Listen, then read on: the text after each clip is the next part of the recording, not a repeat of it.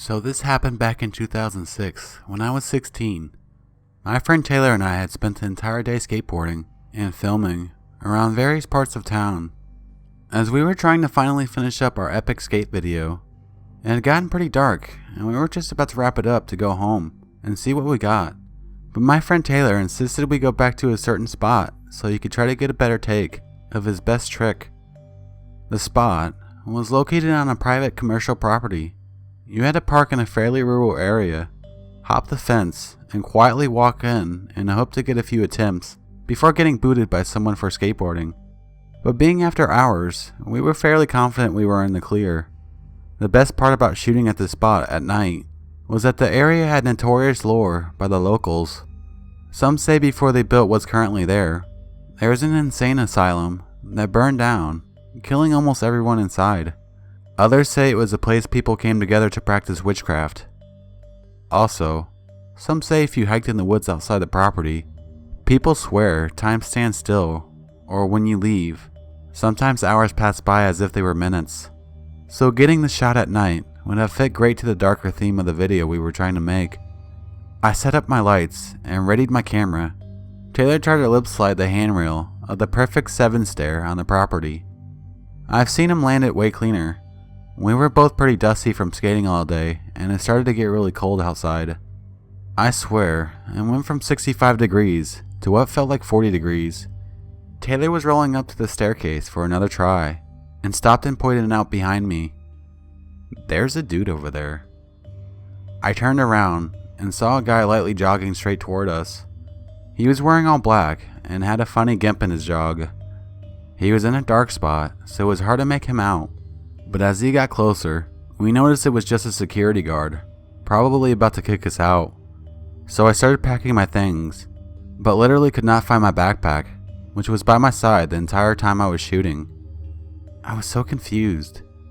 I frequently put things in and out of my backpack when I shoot, and it was gone. Taylor couldn't find it, and I checked the hedges near the staircase, but nothing. The security guard yelled, "Hey!" I responded, "Yeah, we're going." But as he got closer, I noticed something was totally wrong with this guy. He was scared shitless. He was sweating, shaking, breathing heavily, and looked absolutely panicked. "Please guys, I'm not asking you to leave the property. Please help me."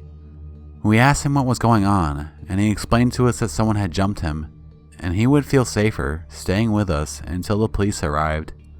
Taylor and I, as young and stupid skaters, were all about the excitement and ready to throw hands with some thug. So we waited on the staircase trying to calm the guy down, waiting for the police, waiting to see if the thug was going to come back and start shit. 10 or 15 minutes pass, and it's getting even colder outside. Security guard had a key to the door above the stairs, and we decided to wait inside of the building instead.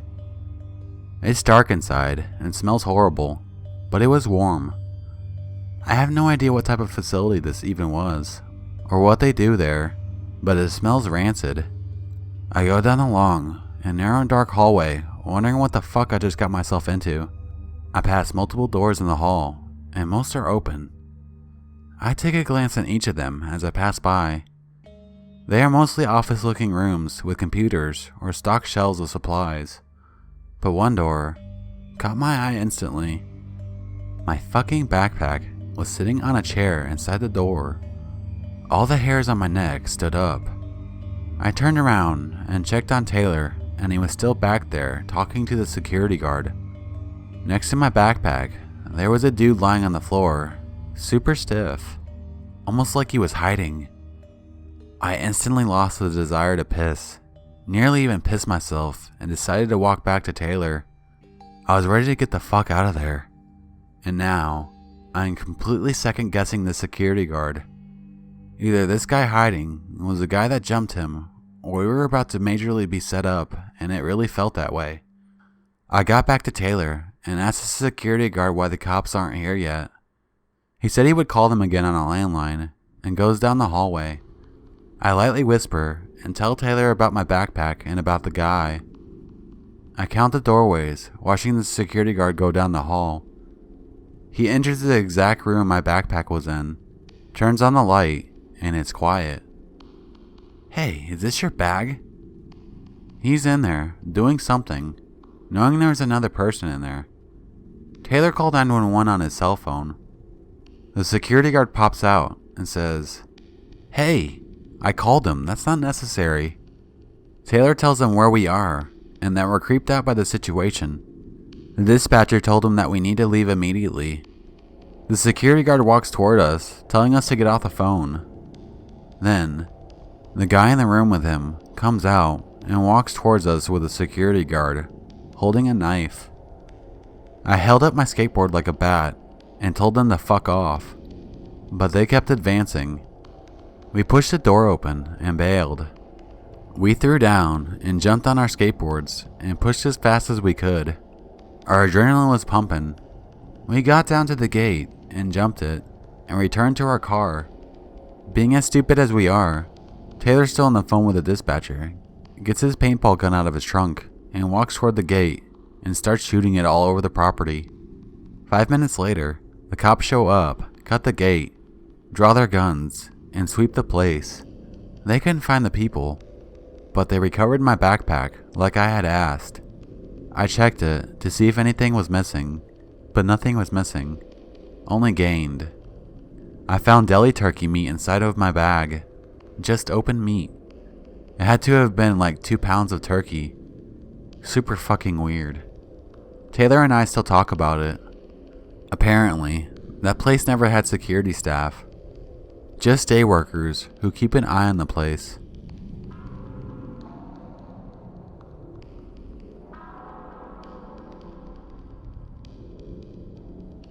I've read a lot of terrifying stories on here, and just thought I'd contribute something that happened when I was a child. It's not as bad as some, but even now, over 20 years later, it still sticks with me. When I was around 10, my parents belonged to a local bowling team, and sometimes they'd take my siblings and I along to the bowling alley to go watch. This particular night happened to be the night before Easter. My younger brother and I decided to grab a bowling ball and sit in a carpeted walkway and just roll it back and forth because we were bored. While we were doing that, a man approached and started talking to us. He seemed nice at first, just asking simple questions, like how are you doing? And are you excited for the Easter bunny? And getting lots of candy? I didn't think anything of it, so I just answered his questions politely. Then out of the blue, the guy whispered to me, "I know where you live. I'm like the Easter bunny, but instead of candy, I'm going to come in your house and kill you and your family." He rambled on, basically repeating that over and over, and stuff about being our last night to live. I just remember looking at the man, speechless, and then getting up and grabbing my brother to go find my parents. I didn't tell them what he had said, and in hindsight, I definitely should have. I was terrified all of Easter because I was scared this man was actually going to come to our house. So, creepy man in a bowling alley. Let's never meet again.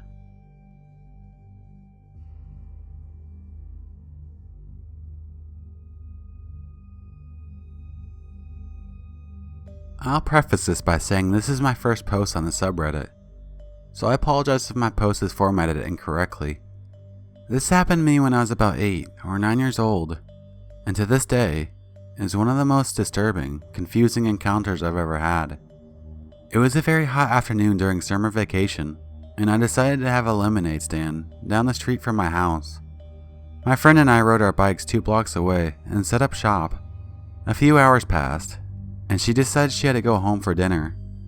It was starting to get a little dark out, and I was left to pack up the little table and the lemonade pitchers by myself. Then, a man walked up to me. He was about 30-something years old and had a very strange expression on his face, like he was smiling and wide-eyed. He walked up very close to me, and I'll never forget what he said. "What would happen if you had no skin?"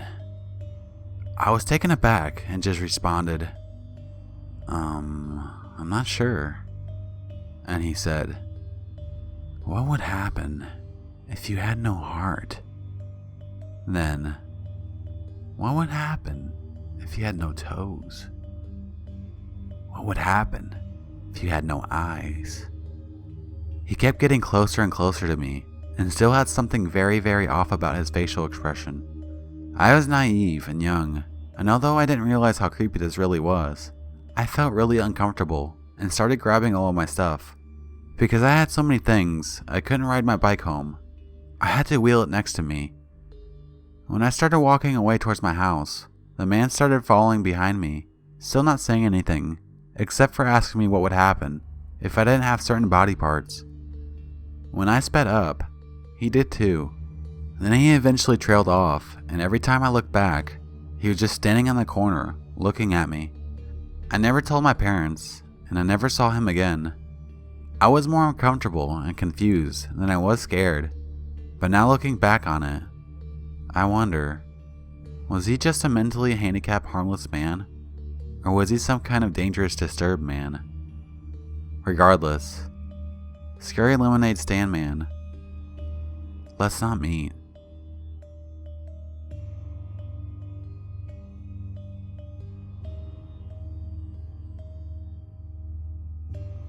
I used to work at one of those 24/7 Walmart supercenters.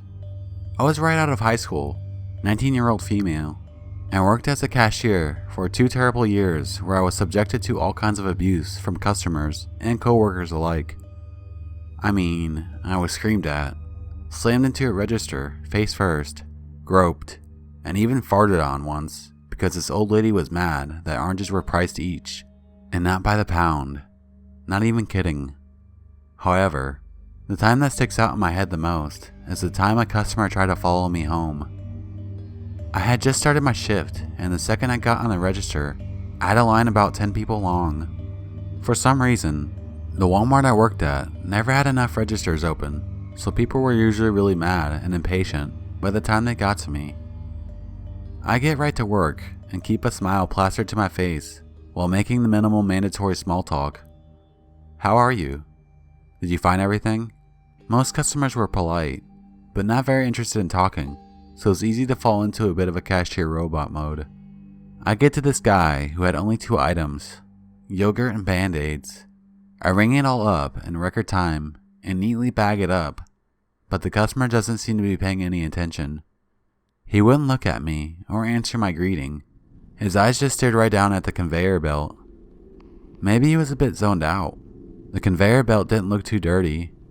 I hadn't had a chance to wash it yet, because the second I'd walk over to the register, people lined up. Side note, always bag up your produce. Conveyor belts get really nasty. I tell the man his total, which was something like $4.36, and he starts fishing in his pockets for exact change without looking up. Inwardly, I groan, but keep my customer service smile fixed into place while I wait.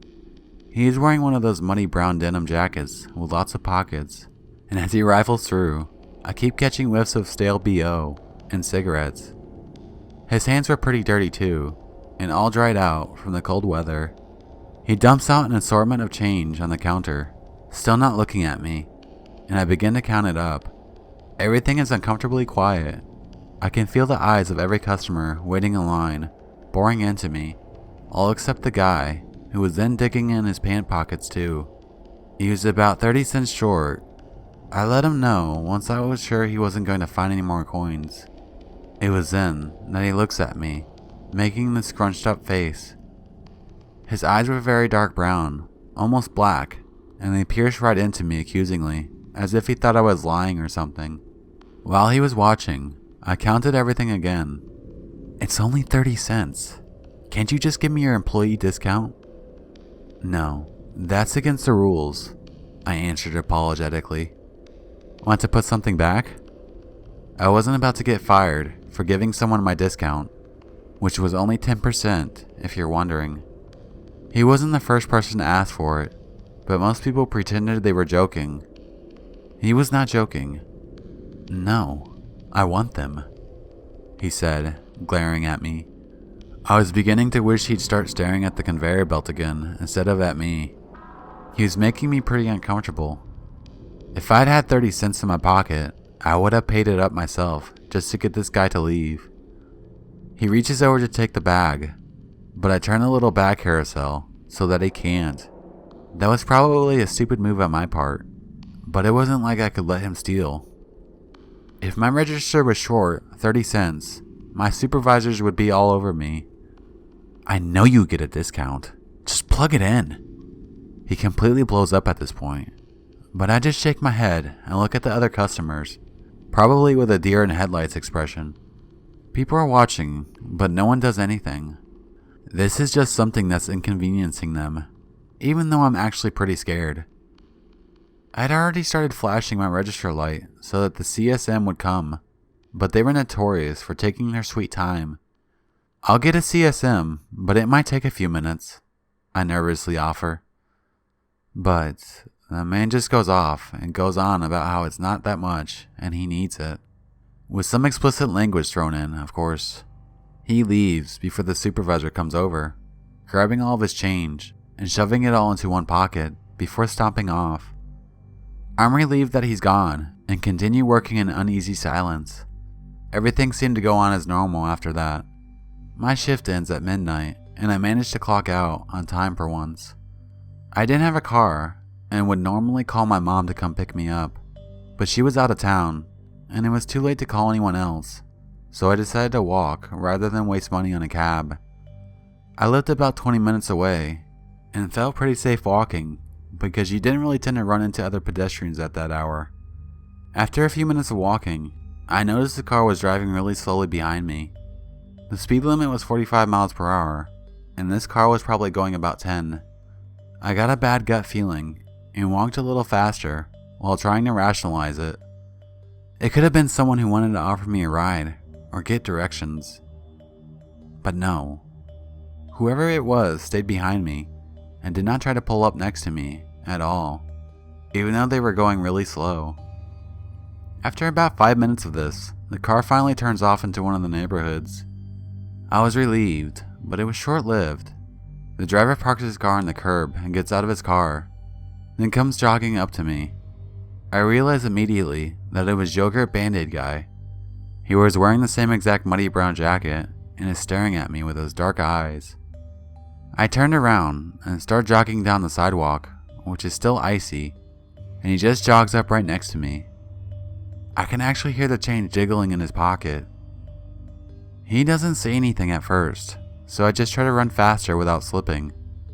Had this guy been sitting in the parking lot for hours, waiting for me to get off work? Apparently so. I feel him staring at me and turn my head to look at him while still running as fast as I can on the ice. Inwardly, I thank my lucky stars that there was fresh gravel laid out, or I probably would have slipped in classic horror movie cliche. "What color is your underwear?" he asks. This question horrified and disgusted me, so my immediate reaction was, "Don't be a creep," and I punched him right in the face.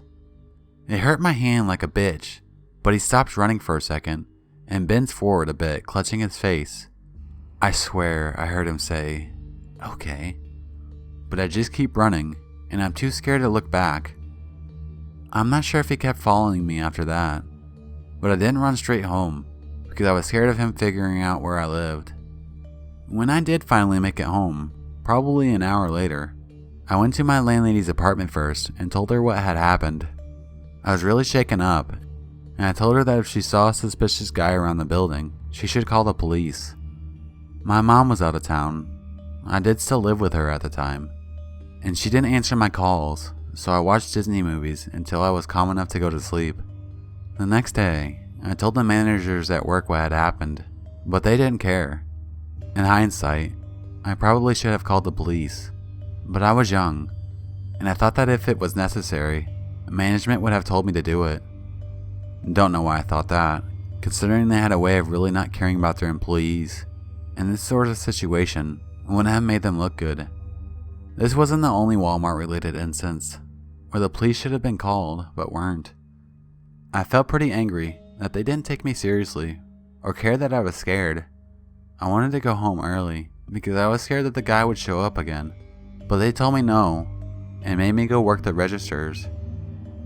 I quit shortly after that. I never did see Yogurt Bandaid Guy again, but it's been about 10 years, and I'm not even sure to recognize him even if I did. Even so, Yogurt Bandaid Guy, let's not meet again.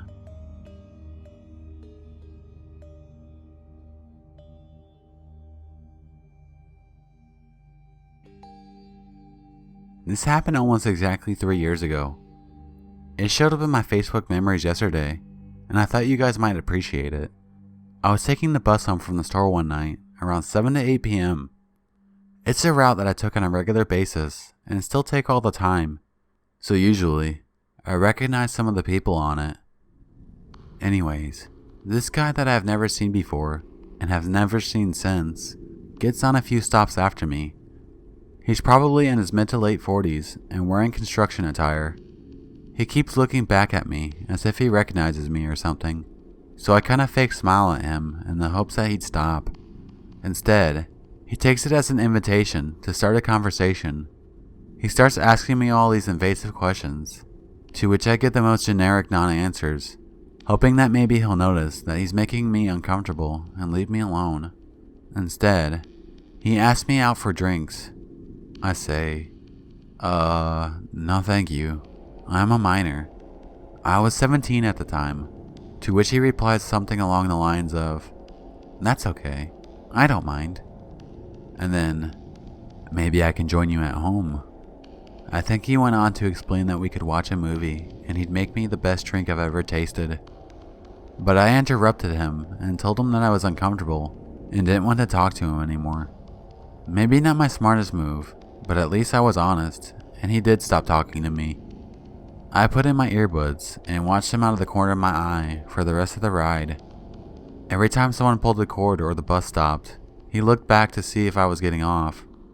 When it finally came to my stop, I was feeling pretty uncomfortable, but pulled the cord anyway. As soon as I started gathering my stuff, he started shifting like he was getting off too. When I stood up, so did he. I waited until he was off the bus before sitting back down in my seat. As the bus drove away, I saw that he was still standing at the stop, waiting for me. I decided to ride the bus all the way back around, 1.5 to 2 hours, to eliminate the possibility that he was still watching, and then rushed home. I suppose he could have just been a harmless stranger, who just happened to be getting off at the same stop. But it seems unlikely to me, honestly. I find it extra shady that I'd never seen him before, and I've never seen him again, even on the same bus at the same time. In retrospect, I probably should have at least reported it to the police just in case, but I was just blown away by the whole situation and didn't even think of it. Funny enough, just months later at the intersection near my bus stop, I had an encounter with a different stranger who turned out to be wanted for assault, and a few months after that, yet another guy told me he'd buy anything I wanted, as long as it was under $7,000 at the crosswalk, at the same damn intersection. The weird thing is, that before these instances, nothing like that had ever happened to me before, and nothing like that has happened since. It was just a weird few months, I guess.